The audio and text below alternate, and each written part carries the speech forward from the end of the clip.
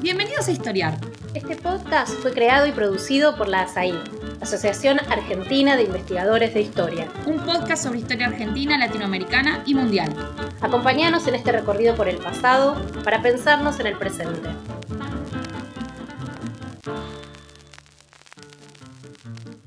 Bienvenidos y bienvenidas a Historiar, el podcast de la Asociación Argentina de Investigadores en Historia. Soy Juan Manuel Romero y le vamos a dedicar este capítulo a la historia del Congreso argentino en la segunda mitad del siglo XIX, es decir, una etapa que podríamos definir laxamente entre la sanción de la Constitución argentina de 1853 y la primera década del siglo XX, que coincide con la crisis, el declive de lo que los historiadores llaman la República Conservadora o la República Oligárquica, según se prefiera.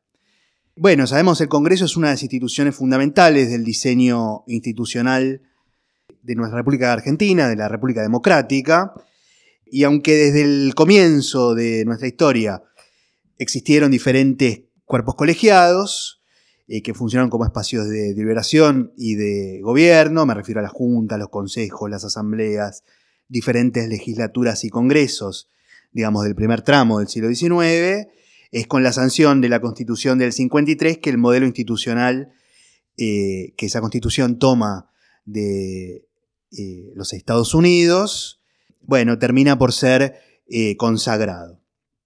El Congreso a partir de entonces es una institución fundamental que tiene diferentes roles y es un espacio, digamos, en el que suceden cosas de orden diferente. Por un lado es una institución, es una pieza clave, diríamos, de la idea de la democracia representativa, es donde actúan los representantes del pueblo, que son elegidos por ese pueblo elector. Es también un espacio en el que se legisla, en el que se sancionan las leyes, se delibera, se discute cuál tiene que ser la legislación para la República, para la Nación.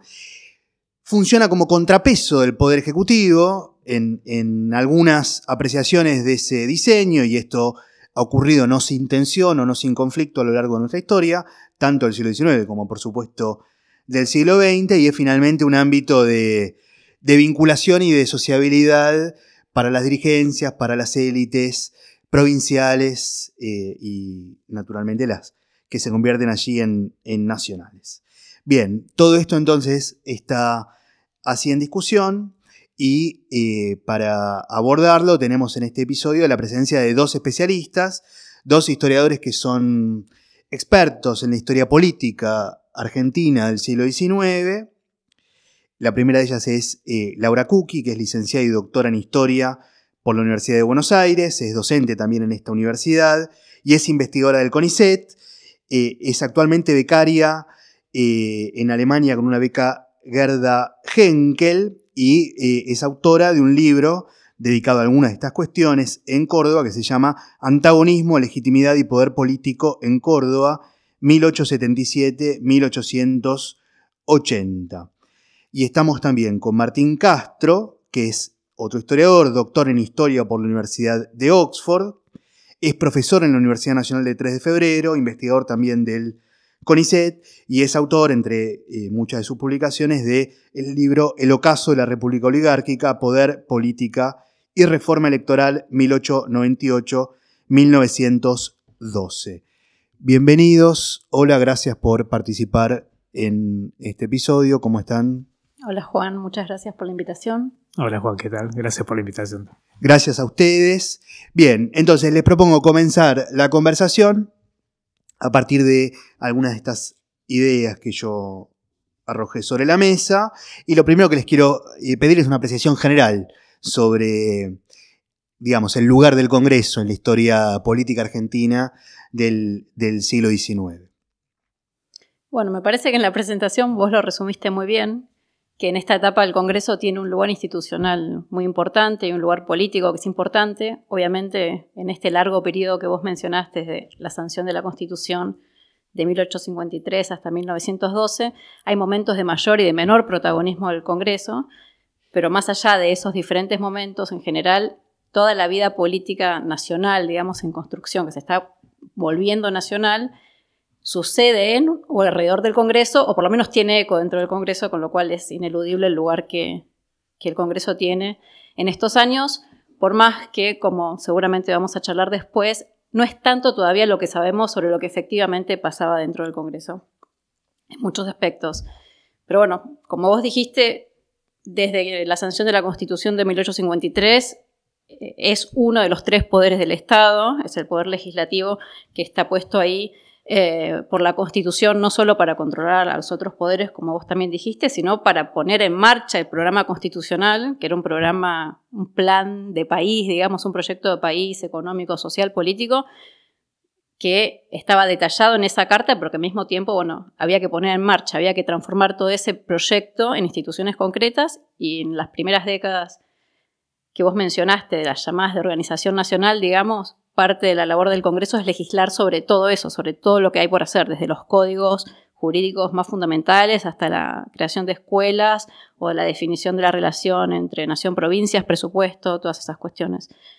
Y sobre todo en esa época donde hay consensos bastante extendidos, también hay algunos disensos, digamos, coyunturales o de fondo, y todas esas discusiones, compromisos, negociaciones tienen lugar en o en torno al Congreso, que es por otra parte el espacio físico en el que se encuentran el Poder Legislativo y el Poder Ejecutivo. Es el espacio donde suceden muchas de esas negociaciones, ¿no? Donde se conectan esos 2 poderes con los ministros que van a participar de los debates o que son interpelados por los legisladores. Entonces es un lugar físico también muy importante, el propio recinto del Congreso.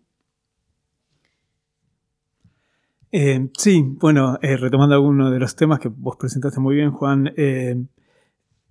Bueno, el Congreso cumple una serie de roles, ¿no? Algunos de manera más evidentes, otros que no.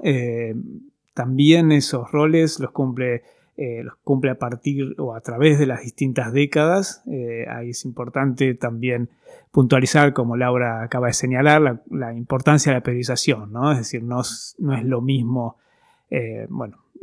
a mediados de siglo que hacia finales de siglo. Ahí creo que un poco nos adentraremos más adelante quizás en las distintas características de los periodos.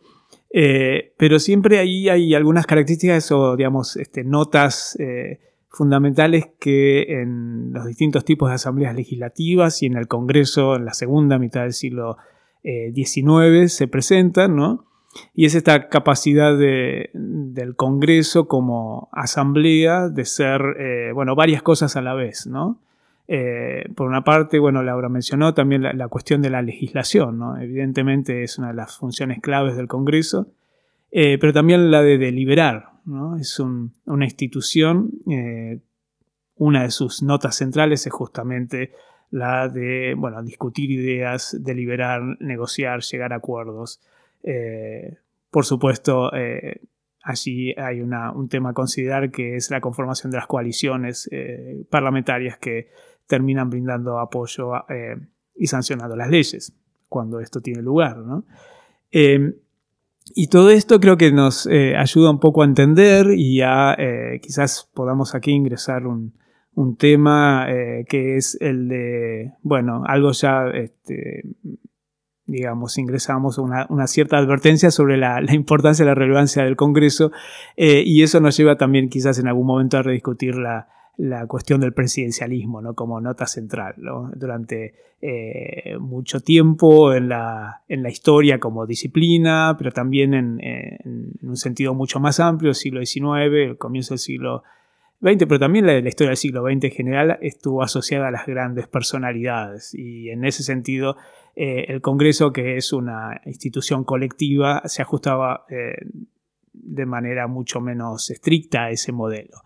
Y entonces es posible pensar que por esa u otras razones el Congreso, las asambleas legislativas hayan recibido menos atención, ¿no? Por una parte, pues se consideraba que se asociaba básicamente a decisiones que tenían lugar en otro lugar y no en el Congreso, y el Congreso y las asambleas eran puramente una repetición de lo que se decidía en otro lado, pero también porque al ser instituciones colectivas era difícil de incorporarlas en un esquema de análisis donde eran las personalidades las que jugaban el rol fundamental, ¿no? Entonces eso también haya contribuido, además de una mayor atención colocada a cuestiones, el personalismo, las guerras civiles y demás, donde el análisis de las instituciones tenía un lugar mucho más reducido.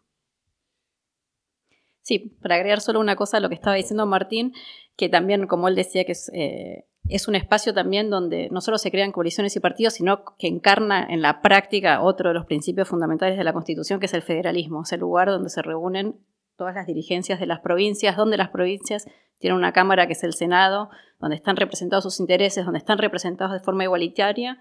Y en ese sentido, por una parte, se vuelve como el espacio material de creación, digamos, de una discusión nacional y de formaciones de una clase política nacional, pero también, sobre todo en esta etapa que trabajamos nosotros, de formación de estas dirigencias, que recién ahí, en la propia labor parlamentaria, están adquiriendo sus habilidades y destrezas, digamos. Es un lugar de formación política para ellas y al mismo tiempo de difusión de una información de interés común para un público que no es tan pequeño como puede imaginarse, que se acerca al Congreso, que sigue lo que está pasando, que escucha desde afuera, que trata de intervenir. Y en ese sentido también es un espacio como de pedagogía política, digámoslo, en las ciudades en que funcionó en estos años. Ustedes, repregunto sobre algo que comentaste recién, Martín. ¿Ustedes dirían, conocemos todavía mal la vida del Congreso argentino durante el siglo XIX? ¿O poco? Conocemos poco, sin duda. Si vemos lo que se ha escrito puntualmente sobre la historia, desde el punto de vista de la historia argentina, la historiografía argentina, lo que es poco realmente. Se ha avanzado de manera interesante, digamos, creo que bastante promisoria en la última década. Hay, de todas maneras, por supuesto, no quiero negar avances y textos fundamentales en las décadas previas, desde la historia política, desde la sociología, digamos, hay por supuesto hitos importantes en ese sentido, pero no como línea central de análisis, ¿no? Sino más bien como cuestiones que aparecían de manera accesoria a otros grandes temas de la historia política, ¿no? Entonces, no es un tema único de la historiografía, ¿no?, de los estudios históricos argentinos, sino que es algo que en realidad uno puede observar en otras historiografías latinoamericanas, ¿no? Creo que en ese sentido no somos una de las más rezagadas, pero hay otras historiografías latinoamericanas que han avanzado más en ese sentido con anterioridad. Pero sí, perdón, sí. Te pregunto a vos para que agregues, Laura. Vos sugerías recién, decime si me equivoco, que este poco conocimiento, digamos, o este conocimiento inicial que tenemos sobre los matices y la complejidad de la vida parlamentaria durante el siglo XIX no está acompañado por el lugar que verdaderamente tuvo como escena política, como escenario, como institución en las discusiones de la vida pública argentina del mismo periodo. Es decir, tenemos muy asociada esta imagen centralista, presidencialista, y hemos prestado más atención a eso, pero el Congreso no ha sido menos importante y amerita, digamos, una consideración más detenida. Sí, por supuesto. El Congreso tiene un lugar muy importante en estas décadas y también va creciendo su importancia, su peso político, digámoslo así, su gravitación política en estas décadas, pero me parece que lo que ha habido es quizás un conocimiento bastante en profundidad de, por ejemplo, la sanción de algunas leyes que son fundamentales en la historia argentina, y sobre eso se ha hecho mucho y se sabe mucho, pero se sabe quizás menos de otras cosas que también hacen a la vida parlamentaria, que tiene que ver con quiénes son todos esos hombres los menos conocidos que están ahí reunidos, cómo se relacionan entre ellos, cómo forman esas coaliciones que decía Martín, cómo votan, etcétera, etcétera. Porque hay recién quizás también en las últimas décadas, un poco en diálogo con esto, y un conocimiento cada vez mayor de quiénes son esas dirigencias de las provincias. Me parece que un poco sobre eso falta bastante. Pero bueno, algunas cosas sí sabemos sobre eso, que es que en general no son los hombres más ricos de las provincias los que llegan al Congreso, que son hombres con formación intelectual, hecha en Córdoba, en Buenos Aires o en Chuquisaca, en universidades de la región, no necesariamente en Argentina, que tienen experiencia legislativa en sus provincias o experiencia política y que vienen de clases acomodadas, no son los más pobres, pero que no son tampoco los más ricos. Entonces, poco a poco vamos empezando a conocer a los menos protagonistas, ¿no? De Sarmiento, Mitre, podemos saber mucho, quizás de otros se sabe menos, pero crecientemente estamos conociendo un poco más. Bien, y extrayendo alguna idea de ahí, de esto que vos señalás acerca del perfil de las dirigencias provinciales, que vos dijiste antes, se van volviendo nacionales también en el Congreso. ¿No? Es una escena para la nacionalización o para adquirir relevancia nacional para dirigencias locales en algunos casos o provinciales, dependiendo de su procedencia. Me gustaría, si pueden o si querés, Laura, en principio, comentar algo sobre ese primer momento de la década del 50 y hasta, digamos, la reforma constitucional del 60, donde se sanciona una constitución que propone ya un diseño institucional, pero que tiene todavía un estado aparte, que es el estado de Buenos Aires, digamos, que recién se va a unir a la Confederación Argentina luego del 60. Entonces, ¿cuál es el Congreso que crea esa Constitución del 53 y cómo funciona durante ese momento? Bueno, es muy interesante esto que decís, porque si uno mira la producción intelectual, digamos, del Congreso hoy en día, ¿no? De nuestro Congreso Nacional, la historia del Congreso nace el día de su apertura, 25 de mayo de 1862, es el primer Congreso Nacional, es su momento de apertura, ¿no? Pero hubo un Congreso Nacional sin Buenos Aires que funcionó durante la Confederación Argentina y que en algún punto informó parte del funcionamiento del Congreso ya después en la Unificación Nacional, que es este Congreso que funcionó en Paraná durante la etapa de la Confederación entre 1854 y 1861. ¿Por qué es importante? Obviamente no es el único antecedente parlamentario, digamos, en la Argentina. Vos mismo lo dijiste en la introducción, hubo congresos constituyentes, hubo legislaturas de provincia y muchos de los procedimientos, reglamentos, incluso formación parlamentaria que tienen después los legisladores nacionales vienen de esas experiencias. Pero la diferencia es que el Congreso que funciona en Paraná en estos años es el primer Congreso que efectivamente materializa la República Federal, ¿no? Consagrada por la Constitución. Es el primer momento de integración de las dirigencias provincianas, porque recién hablábamos de cómo el Congreso puede facilitar la proyección de carreras políticas nacionales o es un lugar de diplomacia, digamos, entre las provincias y la nación donde van a negociar. Pero al mismo tiempo es el lugar donde hablan. Es tan sencillo como eso, es un espacio de encuentro que no hay muchos en el siglo XIX. Y ese primer espacio de encuentro sostenido, regular, fue el Congreso de Paraná. Y parte de esa experiencia que tiene que ver con esas habilidades, que tiene que ver con formas procedimentales, que tiene que ver con cosas reglamentarias, incluso con la formación de legisladores, después va a nutrir muchísimo la experiencia del Congreso del 62. Entonces, por más que no forma parte oficialmente de la historia de nuestro Congreso actual, es un antecedente importantísimo. El Congreso de Paraná, donde se consiguieron algunas cosas con una carencia de recursos bastante importante, donde hubo muchas dificultades, lo mismo que sucedió después del 62, para que, imagínense, gente que vive en el interior, se instalara en otra ciudad por mucho tiempo, pero de todas maneras logró como darle esta regularidad, esta presencia, este primer funcionamiento institucional al Congreso sancionado por la Constitución. ¿Querés intervenir, Martín? No, quería agregar algo, digamos, un poco subrayar lo que Laura decía recién, ¿no? Es decir, la fragilidad de los comienzos, ¿no? Si pudiéramos ponerlo en esos términos. Es decir, el Congreso de Paraná es central para lo que viene después, pero también al mismo tiempo tener un poco, digamos, advertir, tener idea de este momento, de este comienzo, ¿no? Donde, por ejemplo, una de las cuestiones que en las discusiones previas al Congreso y en ese primer año del Congreso de Paraná, ¿no? Se discute mucho, digamos, tienen lugar las discusiones o los debates, es asegurarse de que ese primer periodo de sesiones efectivamente pase, que haya un periodo de sesiones.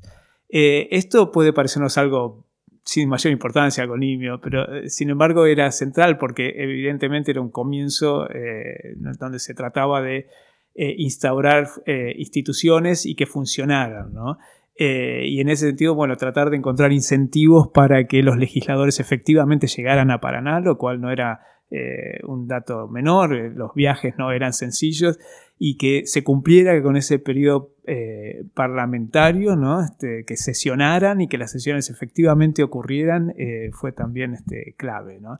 Y un segundo punto que quería agregar es la relevancia de estos antecedentes para las décadas posteriores y también cómo se encadena no solamente el Congreso de Paraná, Laura también lo mencionó, sino también con experiencias anteriores, ¿no? Los debates doctrinarios, los manuales de derecho parlamentario, los manuales que regían las prácticas parlamentarias se inspiraban en experiencias anteriores, pero además efectivamente las nombraban, ¿no? Es decir, cuando manuales de derecho parlamentario, finales del siglo XIX, discutían temas como, por ejemplo, los privilegios parlamentarios, se retrotraían antecedentes que eran las primeras experiencias de asambleas durante los años siguientes a la Revolución, ¿no? Entonces eso creo que quizás a veces no somos conscientes de eso, vemos cortes profundos y sin embargo los legisladores veían esa, digamos, historia de más larga duración, si se quiere,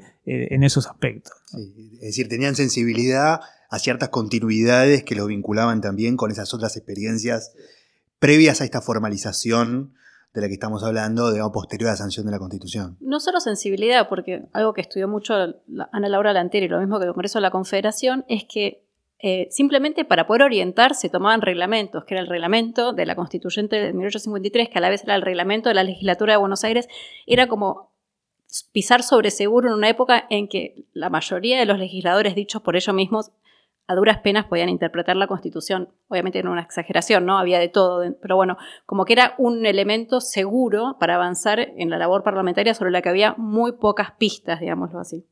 Bien, y esto formaría parte de lo que vos, Martín, hablás en algunos de tus trabajos de una cultura parlamentaria, ¿no? Que incluye todas estas dimensiones, tanto el know-how, diríamos, del quehacer político más llano, de las relaciones, las alianzas o la tramitación de los conflictos, como hasta estas prácticas formalizadas, burocratizadas, establecidas por reglamentos, por criterios establecidos formalmente, incluso por legislación, ¿no?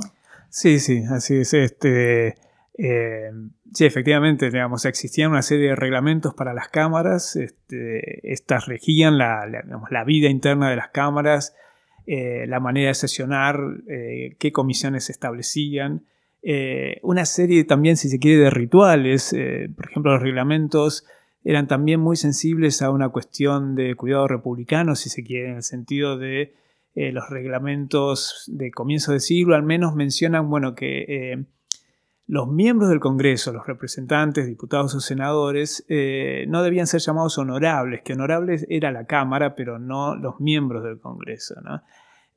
Bueno, uno podría agregar que además la crítica de la prensa satírica o no, el grado de honorabilidad que le agregaban o le reconocían a los parlamentarios a veces era bastante menor, pero de todas maneras no dejaba de ser interesante que este tipo de cuestiones incluso estuviera reglamentado, las maneras de participar en los debates, en las sesiones, también, ¿no? Entonces, y un aspecto interesante que también creo forma parte de esta cultura parlamentaria que mencionás es la importancia de la oratoria, ¿no?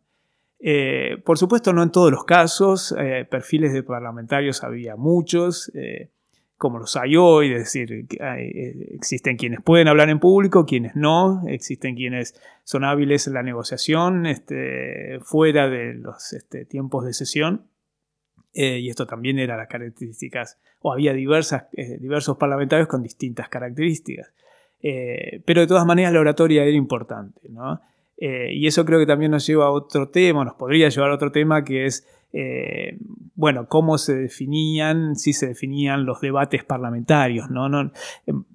Habitualmente, o en una época consideramos un poco también como algo agregado a la idea de que el Congreso era un reflejo de decisiones que se tomaban en otro ámbito. No se prestaba mayor atención a los debates, o solo lo hacíamos cuando mirábamos o tratábamos de observar algún debate en particular. Lo curioso es que al observar debates en particular lo que uno puede llegar a ver es justamente la existencia de, no diría fragmentación, pero sí la existencia de opiniones diversas, ¿no? Y eso en los debates era posible. De nuevo, esto lo digo con mucho cuidado y pensando nuevamente de qué periodos y cuándo estamos hablando, ¿no? No hay que exagerar en cuanto a el grado de autonomía de los parlamentarios. Una cuestión a considerar, por supuesto, es qué tan permanentes o no eran las coaliciones y los partidos en las distintas décadas. Eso, por supuesto, es es central, pero de todas maneras hay momentos en que esto es un aspecto importante, ¿no? El aspecto deliberativo y de la importancia del discurso parlamentario. Bien, les propongo que hagamos una breve pausa y retomamos la conversación con Laura Cucchi y Martín Castro sobre la historia del Congreso en el siglo XIX. Este es el podcast de ASAIG, la Asociación Argentina de Investigadores en Historia. Te invitamos a asociarte y a seguirnos en las redes, en Twitter, en Facebook e Instagram. Toda la información sobre la asociación la puedes encontrar en nuestra página asaig.org.ar. Te esperamos todos los sábados con un nuevo episodio de Historiar, sobre los grandes temas de nuestro pasado, abordados por especialistas e historiadores profesionales de manera cordial pero rigurosa. Seguimos con nuestro episodio de hoy.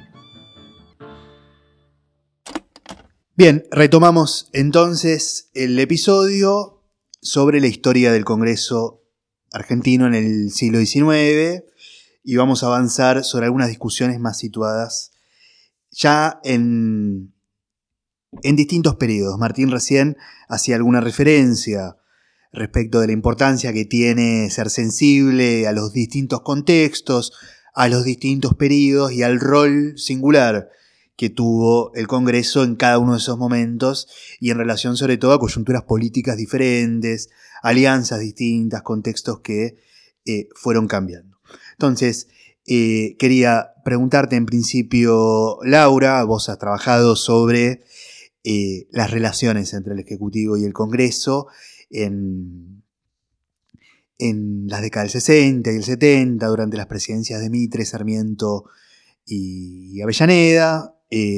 Quería preguntarte por la naturaleza de los conflictos que hubo entre el Ejecutivo y el Congreso durante estos periodos, donde quizás los principales problemas, digamos, tenían que ver con el lugar de algunas provincias, la consolidación del Estado Nacional, las intervenciones federales y la emergencia de conflictos armados que todavía eran, digamos, parte central de la vida pública argentina, y en ese contexto hay algunos debates que vos trabajaste. Quería pedirte que nos cuentes un poco sobre eso.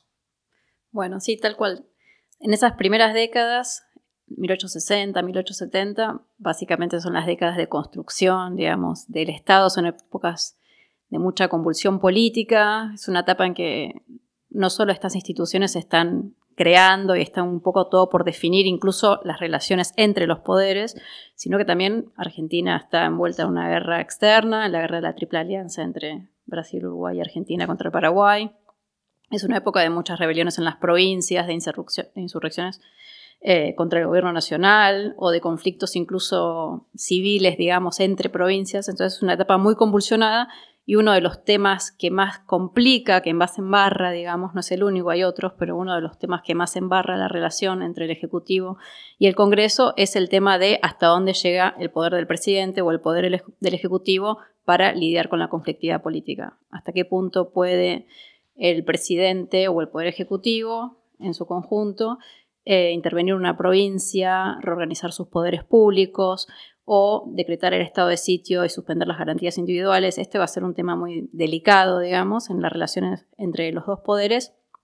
Y al mismo tiempo va a ser algo que va a ir moldeando las relaciones entre esos dos poderes que están por definirse.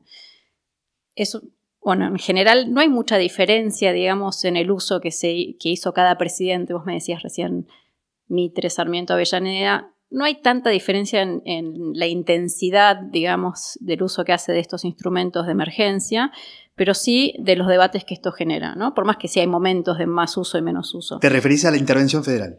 Sí, la intervención federal, no, y el estado de sitio también, a las dos, ¿no? Que son vistas por los contemporáneos también como dos problemas conjuntos, digamos, de los poderes del presidente.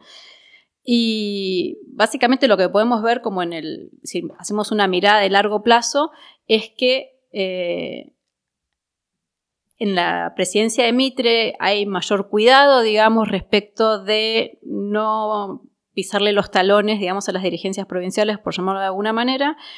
En cambio, cuando Sarmiento llega al poder, tiene más la voluntad de centralizar, digamos, en el poder ejecutivo estos poderes de represión, digamos, para ordenar un poco lo que está sucediendo en la situación política nacional, pero que eso rápidamente, ese impulso, digamos, es cortado por el Congreso, que muy prontamente le pone límites a lo que puede hacer en las provincias.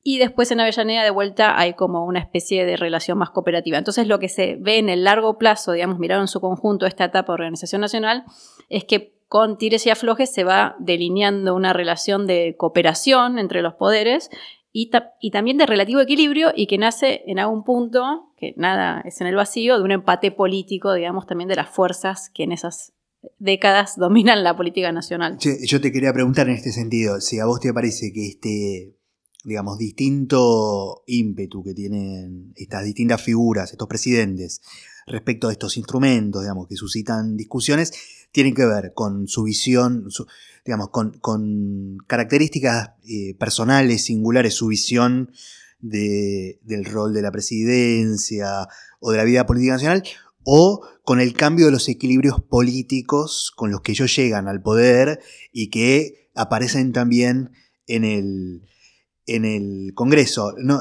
agrego un elemento que quizás no mencionamos, que el Congreso muchas veces también es el lugar del gobierno que ocupan las minorías o las fuerzas de oposición, y eso le da también un carácter singular, digamos, como poder del Estado. Sí. Tal cual. Bueno, el problema justamente de analizar el Congreso, y por eso quizás está todavía muy poco lo que sabemos, es que en estas discusiones se cruzan cuestiones partidarias, que son difíciles de reconstruir en sí mismas, la relación nación y provincias, la relación entre nación y provincias, la relación entre los poderes, se cruza de todo eso y no es tan fácil distinguir hasta dónde llega cada cosa. Pero sí, efectivamente, los tres tienen diferentes, digámoslo así, se enfrentan a diferentes oposiciones en el Congreso. Mitre tiene una oposición que es relativamente fuerte, pero muy fragmentada, ¿no? Que son de aquellos que no están aliados con su gobierno, autonomistas de Buenos Aires, federales o liberales de las provincias no necesariamente alineados con él, pero no arman un bloque contra él. Lo que le sucede a Sarmiento, que sí tiene una voluntad más de decir, este es el poder ejecutivo, hay que dotarlo de instrumentos necesarios para ordenar el país, que no estaba tan presente en el programa, digamos, de Mitre. Lo que le pasa a Sarmiento es que justamente por eso toda esta serie de oposiciones se abroquelan un poco en el Congreso contra él, y entonces se forma una suerte de oposición parlamentaria que le pone frenos a su programa en este sentido, no en otros sentidos. El Congreso facilita mucho otros aspectos del programa de Sarmiento, de modernización, creación de escuelas, caminos, ferrocarriles, lo que fuera, ¿no? Pero también hay un tercer elemento que para eso es interesante también mirar la presidencia de Avellaneda, que es el grado de habilidad parlamentaria que tienen los presidentes, que no es menor. Y Avellaneda es un presidente que conoce muy bien al Congreso, que fue ministro, que estuvo muchas veces lidiando con el Congreso, representando al Poder Ejecutivo en diferentes funciones, y conoce perfectamente, digamos, cuál es su espacio de negociación ahí, y por eso, por más que hace valer su voluntad, siempre está negociando con las provincias en estos temas y tratando de mantener una relación de cooperación. Entonces, está un poco el programa o la visión del presidente, si son más o menos presidencialistas, también sus habilidades parlamentarias y, por supuesto, también el cambio de las coyunturas políticas. No es lo mismo un país en guerra o con rebeliones en las provincias que un país más pacificado, digámoslo así. Bien.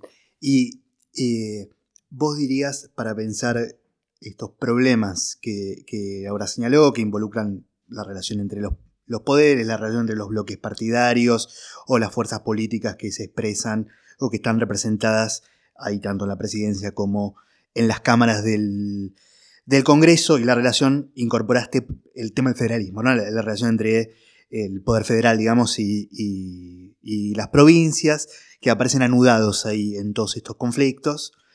Te quería preguntar, Martín, si te parece que el contexto posterior al 80 marca alguna diferencia en términos de la naturaleza de estos conflictos, o al menos del modo en el que los equilibrios políticos que tuvieron lugar a partir de la derrota de Buenos Aires en el 80 cambia el lugar del Congreso, o por lo menos el modo en el que se relacionan o la trama de estos distintos problemas. Bueno, ahí el 80 es un momento importante.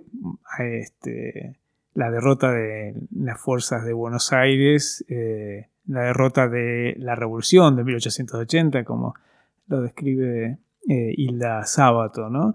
Y como consecuencia de esa derrota militar hay consecuencias también para el Congreso, ¿no? Es decir, una serie de representantes dejan el Congreso, digamos, quizás no hay tiempo para describir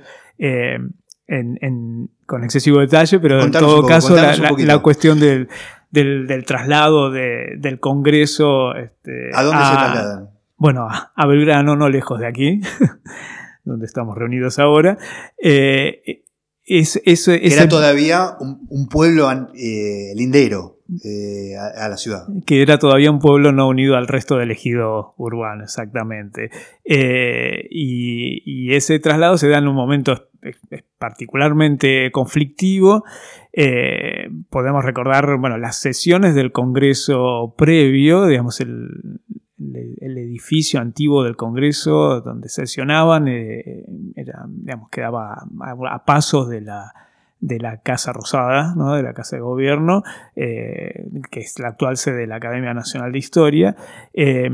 Y de allí, esas sesiones habían sido particularmente tumultuosas. Los parlamentarios se sentían inseguros al punto de ir armados a las sesiones por temor a lo que podía llegar a pasarles. Es decir, sesiones complicadas, ¿no? En medio de ese conflicto, Avellaneda decide el traslado a Belgrano, como vos muy bien decís, y entonces esta historia post-80 comienza de esa manera, ¿no? Con un nuevo Congreso y además con la conformación cada vez más consolidada con el paso de los años de un actor que uno puede decir escasamente institucionalizado, pero que de todas maneras articulaba los intereses de las dirigencias políticas provinciales y de los gobiernos nacionales, como era el Partido Autonomista Nacional.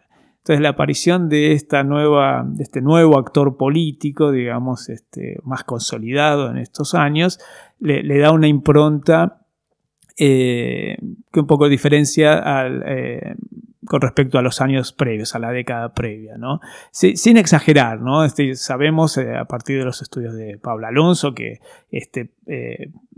partido no era en realidad un partido institucional o con una institucionalización consolidada, solamente en casos de crisis intentaba maquillarse un poco e incorporar algunas medidas de ese estilo, ¿no? Más institucionalizado. Entonces, pero así y todo, de todas maneras, funcionaba como un instrumento, una herramienta para canalizar negociaciones y tratar de que las rispideces entre las clases políticas provinciales y los dirigentes nacionales desaparecieran o al menos menguaran, ¿no? Si llegara a algún tipo de acuerdo. Entonces ese creo que es un elemento a tener en cuenta con respecto al anterior. Y la otra son las que vos mencionabas con respecto a las modalidades, podemos llamar, de gestión, ¿no? De las presidenciales. Nuevamente aquí hay el liderazgo de Julio Roca y la manera en que planteaba sus relaciones, las relaciones del gobierno nacional con las provincias y con los dirigentes provinciales iba a ser diferente a la manera en cómo Miguel Juárez Celman iba a concebir ese modelo de relación, digamos, modelo federal, si se quiere, ¿no? Entonces, nuevamente, como siempre, la política argentina es federal. A veces lo perdemos de vista, pero es federal y entonces siempre este elemento aparece en el medio, cómo los gobiernos nacionales, centrales, se relacionan con las dirigencias provinciales, y en ese sentido, es inevitable pensar en el Congreso, ¿no? Agrego un detallecito a lo que dice Martín que me parece muy interesante, que es efectivamente, uno piensa, lo piensan los contemporáneos, ¿no? Cuando Roca o Juárez están en el poder, son miembros de un partido que domina la política nacional para ese momento, con una oposición en retirada en ese momento, o sea, realmente no tienen problemas de tener que convencer a nadie. Y sin embargo, el Congreso no les pasa alguna de las leyes que más les interesa que pase. Entonces se preguntan, ¿por qué el Congreso, que son nuestros amigos, digamos, son nuestros aliados, no nos aprueban estas cosas que son tan importantes? Y la respuesta, que es un poco constante para muchas cuestiones en el periodo, es que el localismo, digamos, los intereses provinciales superan en muchas instancias cualquier identidad o alineación partidaria. Eso siempre, el federalismo siempre va a ser un peso. Uno de los controles más grandes que vienen del lado del Congreso es la cuestión federal. Y eso es así, hago una pregunta en relación con esta cuestión del federalismo, ¿no? Porque suponemos, o se supone, la Cámara Baja, la Cámara de Diputados, los legisladores son representantes de la nación en su conjunto, y en el Senado es donde formalmente, al menos según algunas apreciaciones, representan a las provincias. Ese es el espacio, digamos, de representación de los intereses provinciales. ¿Ustedes dirían que eso opera así o es una formalidad, digamos, en la concepción teórica del rol de las cámaras? Bueno, obviamente en la Cámara Baja también aparecen cuestiones vinculadas a los intereses provinciales en estas décadas que estamos presentando con mucha fuerza, y ahí el mayor problema, que refleja el mayor problema de esta etapa histórica, es la desigual representación de las provincias y obviamente la representación mayoritaria de Buenos Aires y de sus intereses. Entonces, muchos de los conflictos que va a haber con el Congreso, con la Cámara Baja en particular en esta etapa, es la enorme fuerza de la representación de Buenos Aires.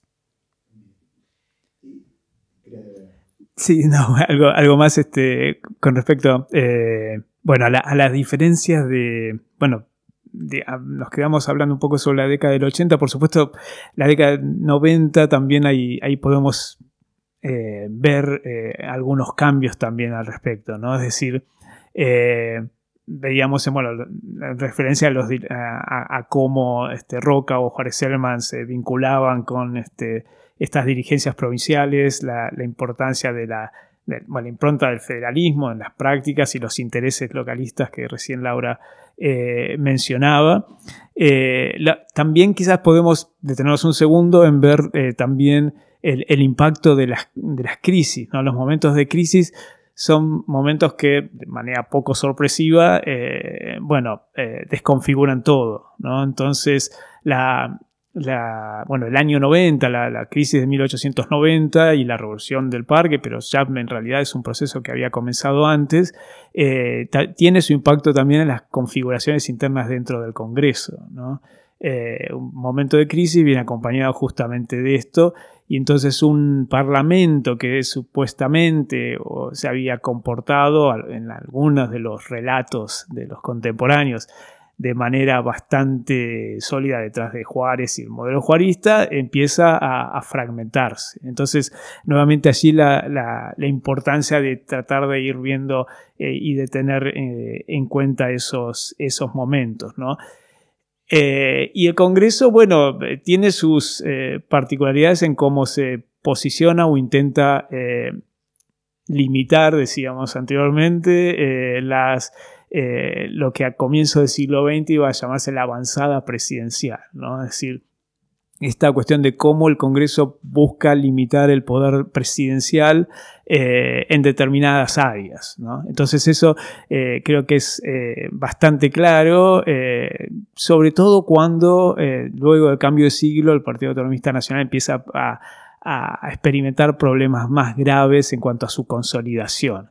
Y ese proceso de fragmentación también se traslada al Congreso y hace que transforme ese conflicto entre el Ejecutivo y el Congreso en un tema central en la política argentina, ¿no? Que deriva después, una cuestión muy puntual, que de manera grandilocuente se lo ha llamado el golpe de Estado de 1908, pero que de todas maneras... ¿En qué consiste ese golpe? Ese golpe es bastante, cuando uno lo explica, el nombre de golpe le viene excesivo, pero de todas maneras es la decisión de Figueroa Alcorta, de José Figueroa Alcorta, de cerrar el Congreso. Es decir, Figueroa Alcorta había extendido, las sesiones extraordinarias para que el Congreso discutiera una serie de temas, fundamentalmente para que votara el presupuesto. En esto había una negociación entre distintos bloques, con el bloque de los diputados bonaerenses, sobre todo porque Marcelino Ugarte, que había sido el gobernador, tenía ambiciones presidenciales y eso era un poco un elemento de negociación. Ese presupuesto no se sanciona y en enero, el 25 de enero de 1908, Figueroa Alcorta decide retirar los proyectos presentados y dar por clausurado ese periodo de sesiones extraordinarias. El punto central acá es que el edificio del Congreso, el que era el nuevo edificio del Congreso, se había inaugurado un par de años antes, en 1906, es ocupado por fuerzas militares y por el cuerpo de bomberos, que además es un cuerpo militarizado, ¿no? Y los parlamentarios, los diputados y senadores no pueden acceder al edificio, al Palacio del Congreso, y no pueden sesionar. Esto, por supuesto, da lugar a una discusión importante, un debate importante, porque, entre otras cuestiones, porque se discute sobre si los privilegios, las inmunidades parlamentarias habían sido dañadas o no, y por supuesto porque se le interpreta, desde varios rincones se le interpreta como una expresión de la avanzada presidencial sobre el Congreso. Les hago una pregunta o parto del comentario que vos hacías recién, Martín, para hacer una pregunta más. Vos mencionaste las sesiones durante el 80, el traslado del Congreso, y ahora mencionas otro episodio casi 30 años más tarde, digamos, donde también se suscita un conflicto en relación a el lugar físico que ocupa el Congreso y la amenaza de ocupación, de militarización o lo que sea.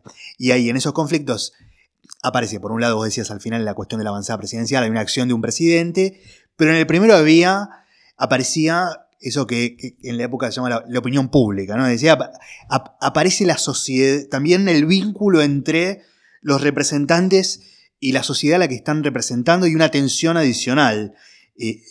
Ahí quería pedir un comentario sobre esta dimensión, digamos, del vínculo entre representantes y representados y la tensión que hay con el lugar físico del Congreso, el acceso público a las sesiones, la inminencia de algún acto violento, estas cuestiones. Sí. No, eso es muy interesante porque en principio uno... A ver, desde el punto de vista edilicio, ¿no? Un par de datos como para ubicarnos. El Congreso funciona, digamos, en el edificio, como decía, ¿no? Desde comienzos de la década de 1860, en donde ahora está la Academia Nacional de Historia, a metros de la Casa Rosada. Y ahí hay un problema en la definición de por qué no se construye un edificio para el Congreso de otras dimensiones y que tuviera carácter permanente, ¿no? Y esta es una de las cuestiones que ha trabajado para el estudio de la edilicia urbana Claudio Schmitt, donde señala justamente esta cuestión, ¿no? Una vez cuando se decide finalmente la federalización de Buenos Aires, entonces ahí la discusión pasa a ser cómo dar lugar a construcciones, ¿no? Que tuvieran el carácter permanente que se pensaba para una república federal, con un poder federal ya constituido y con sede en la ciudad de Buenos Aires. Y eso llevaba necesariamente a la construcción de una serie de palacios, de sedes definitivas, permanentes, que además, es un dato agregado, dejaran notar las ambiciones de grandeza de un país, ¿no? Entonces el Palacio del Congreso, que finalmente se construye, a toda una historia previa de compras de terrenos y demás, se termina edificando en su sede actual. Se habla al comienzo de Casa del Congreso, finalmente se eleva a Palacio del Congreso, y hay una serie de correspondencia muy interesante donde constantemente se está hablando de esta cuestión de la grandeza. Ahora, los proyectos que se presentan para este edificio del Congreso definitivo y permanente, algunos de ellos incluyen, como por ejemplo el del arquitecto Christoffersen, especialmente el diseño de una plaza enfrente del Congreso donde el pueblo se congregue. Y creo que esto, más allá del propio interés que haya tenido el arquitecto en formular ese proyecto, también significaba reconocer una tradición en ese sentido, ¿no? Y ahí hay una cuestión importante a tener en cuenta sobre las vinculaciones y conexiones entre el ámbito parlamentario y la opinión pública, entre el ámbito parlamentario y la sociedad civil, que se expresaban muchas formas, ¿no? En la calle a través de movilizaciones, pero también a veces en dispositivos que incluían diversas partes, ¿no? Es decir, por ejemplo, la constancia con que se puede ver, ¿no? Ejemplos de presentaciones de peticiones al Congreso, ¿no?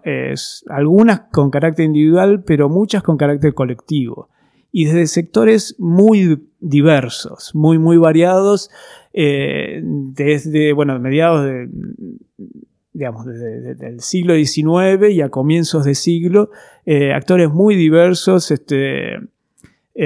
distintas asociaciones, grupos católicos, grupos de obreros, etcétera, donde apelaban al Congreso, aún en momentos en los que el Congreso no necesariamente, o al menos estoy pensando en el concepto de prestigio parlamentario,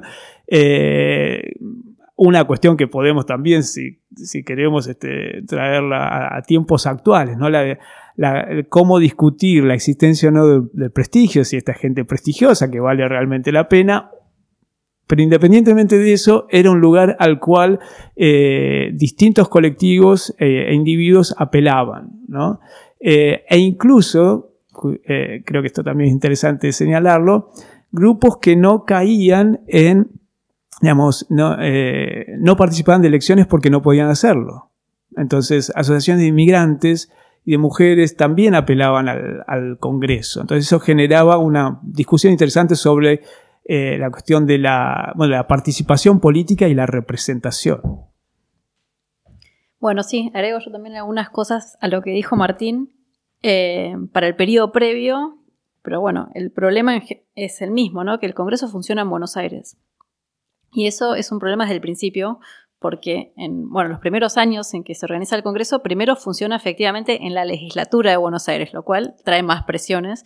En el edificio que está en la Manzana de las Luces todavía se puede visitar.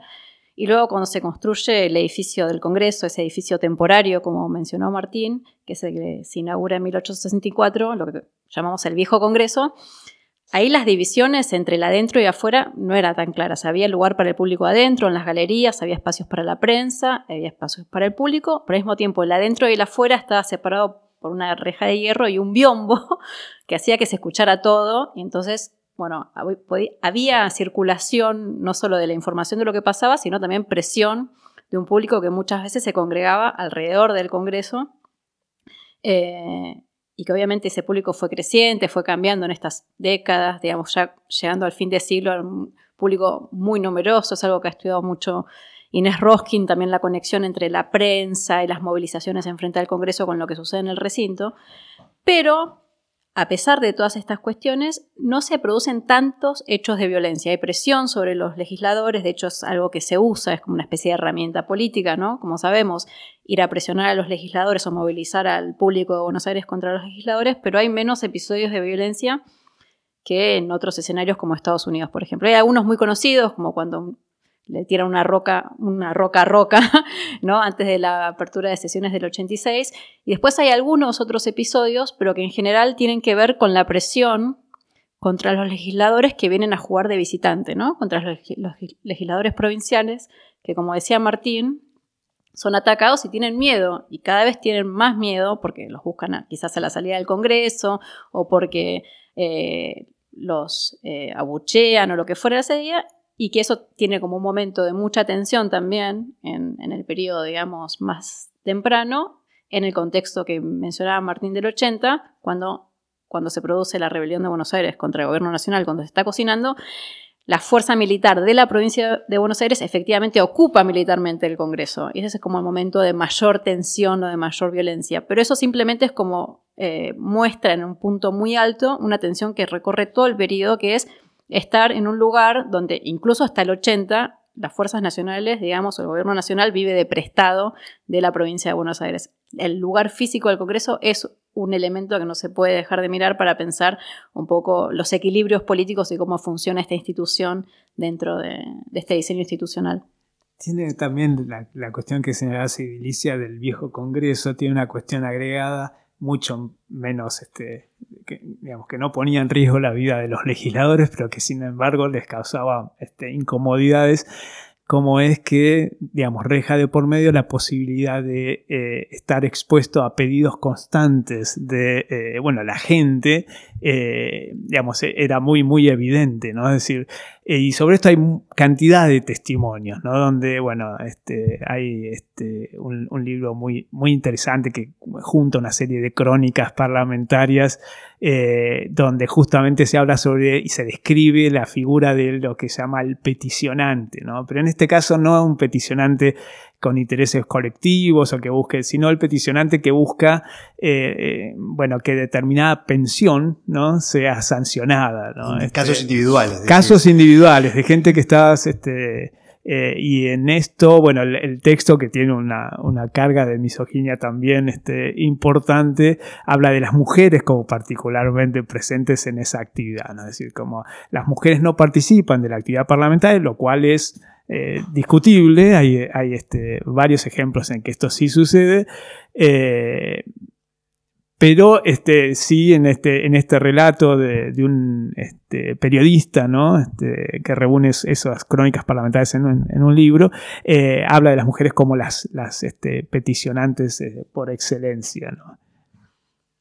Bien, les quiero hacer una pregunta para concluir, si quieren compartir alguna reflexión final, pensando en estos temas, en estos problemas que ustedes han ido comentando en el muy largo plazo, ¿no? Nosotros hicimos una visita, yo diría panorámica, digamos, de algunas de las cuestiones centrales de la vida del Congreso, de las cuestiones parlamentarias durante el siglo XIX.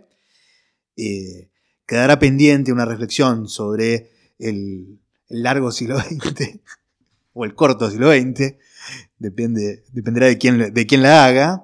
Y bueno, algunas de las cuestiones que ustedes fueron mencionando seguramente riman con el presente o con conflictos que fueron parte, digamos, de la vida política de Argentina durante los últimos 40 años de democracia, ¿no? Incluso para quienes lean los diarios, seguramente hay conflictos entre el Parlamento y el presidente o lo que fuera que, reaparecen como una constante. Entonces, yo quería pedirles una reflexión o preguntarles cómo piensan que la historia del siglo XIX ilumina, digamos, algunos de esos conflictos hacia adelante, o en qué se distingue, qué singularidad tuvo la historia del Congreso en estas etapas que ustedes fueron estudiando y nos fueron comentando, respecto de los problemas que fueron propios de etapas posteriores o incluso del modo en el que vemos estos problemas desde el presente.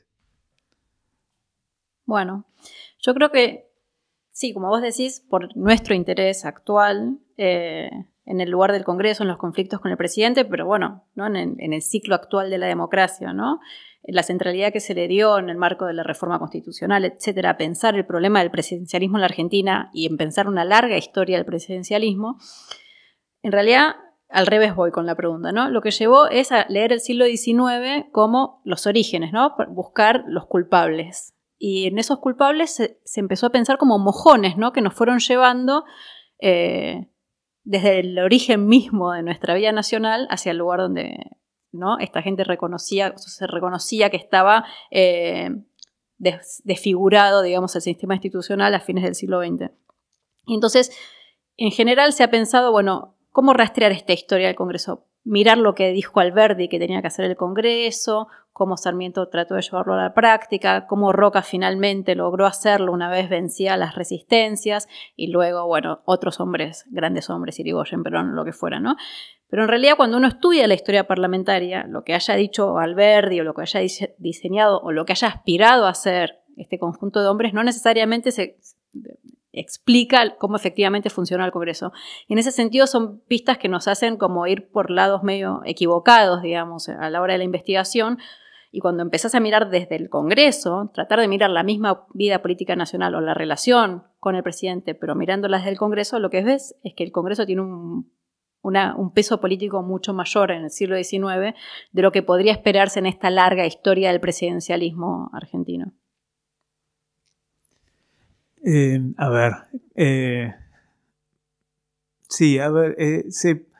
puede ver de muchos lugares, se puede entrar a tus preguntas desde muchos lugares, sin duda.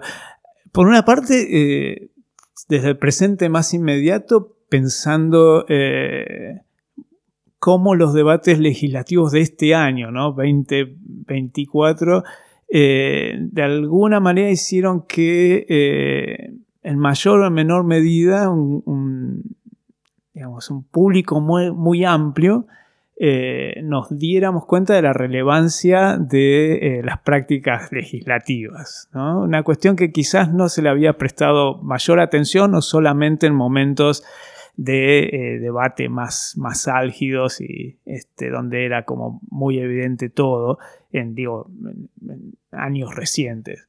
Pero en este presente creo que la importancia de cómo se arma o cómo se organiza cómo funciona una sesión, cómo funciona una comisión, una serie de cuestiones muy particulares, creo que eso tomó una importancia y nos hizo ver ese tipo de cuestiones. Desde otro punto de vista, también se me ocurre pensar en los conflictos entre el Ejecutivo y el Congreso, ¿no? Es decir, es muy... uno podría rápidamente pensar que este tipo de conflictos son muy novedosos y sin embargo no lo son. Bueno, algo dijimos en la charla, ¿no? Pero digamos, no es este conflicto muy tajante propuesto entre un ejecutivo y un Congreso conformado por una casta, es algo que ya había pasado en el pasado, digamos, no es para nada novedoso en ese sentido, ¿no? Es decir, hay allí revisitar tópicos que en la historia de los conflictos entre Congreso y Ejecutivo ya había existido, ¿no? La discusión sobre las características de los legisladores, su legitimidad moral o electoral también está plagada de la prensa seria, entre comillas, la prensa satírica, a finales del siglo XIX, comienzo del siglo XX, provee de cantidad de testimonios en ese sentido. Hay caricaturas que son demoledoras de los parlamentarios también en ese sentido, así como hay relatos donde se describe perfiles de legisladores que eran hombres de Estado, que legislaban y que tenían criterios, sus criterios, digamos, obviamente pueden ser discutidos, pero criterios sobre determinadas temáticas de la época, ¿no? La cuestión electoral, la cuestión nacional, la cuestión social, etc. Así que bueno, ese tipo de conflictos, algunos se pueden remitir entonces incluso al periodo que estuvimos analizando en esta charla. La otra cuestión importante creo que también es ver la incidencia de la irrupción de la política de masas, que creo que eso también es algo que tenemos que considerar visto desde el punto de vista de la historia del Congreso. Es decir, si uno lo ve como transición entre el 19 al 20, ver de qué manera el Congreso se adapta y cómo lo hace o no lo hace, por ejemplo, en los años 20, ¿no? Entonces ahí es un momento donde se cruzan justamente esta serie de elementos, ¿no? Conflicto frontal entre Ejecutivo y el Congreso, un Congreso que se considera mayormente deslegitimado, y por otro lado la irrupción de una política que ya es o va siendo una política de masas. Muy bien, muchas gracias por la conversación, muy ilustrativa, muy interesante. Nos despedimos por ahora y a nuestra audiencia les decimos que nos espere la próxima semana con un nuevo episodio de Historiar. Gracias Laura, gracias Martín. Gracias Juan.